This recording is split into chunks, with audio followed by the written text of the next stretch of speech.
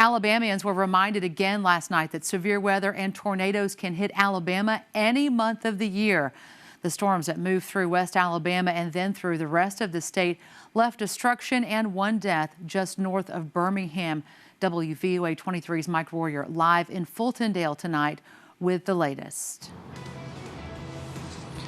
Lynn, you're looking at rooms 405 and 407 at the Hampton Inn Hotel at the Walker Chapel exit here north of Birmingham, about 5 miles north. How would you like to have been in those rooms or in that hotel last night about 10:30? Yesterday just felt like a severe weather day. It was too warm, too moist, too much moisture in the air. And when that happens in Alabama this time of year, we can end up with scenes like these. It all looks awful from the ground, but from high above, it's an oh my goodness, just look at that kind of event. Stretching for several miles, the tornado path is obvious and frightening. Dee Bradley's home was right down there in the line of fire. The wind picked up horrifying. I mean, these had to be at least 200-mile-per-hour winds.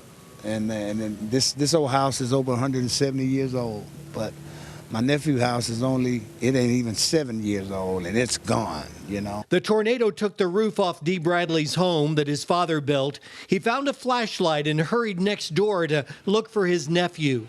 It used to be where those stairs lead to. Dead calm, and I could hear him. It sounded muffled, but he was hollering for help, you know. So I walked through the debris myself over the wires and just dug him out. He had some gashes on his leg, his head, and his neck.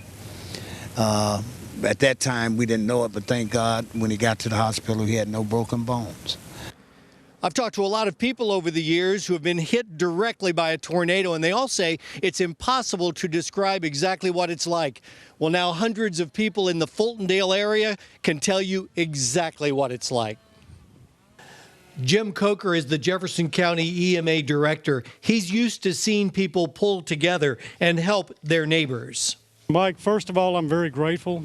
We did have a loss of life last night, but it could have been much worse. So in every tragedy, I guess, there's something good to look for. You know, one thing that I've really been struck with is the outpouring of support from neighbors. And I'm not talking about just people who live next to each other, but all of our fire departments, they support each other. Jim Coker wasn't the only person today to tell me about folks helping each other. So far, the numbers tell the story of this deadly storm. 1 person dead, 17 others hospitalized, and another 11 were treated and released from area hospitals. And so sadly, that one fatality, a 14-year-old ninth grader here in Fultondale, 17 other people injured. Fultondale High School so badly damaged they may not be able to get students back in here this school year. Someone said today the tornado season in Alabama really runs from January 1st until December 31st. And the way this week has gone, that may be exactly true. Live in Fultondale, just north of Birmingham, I'm Mike Royer, WVUA 23 News.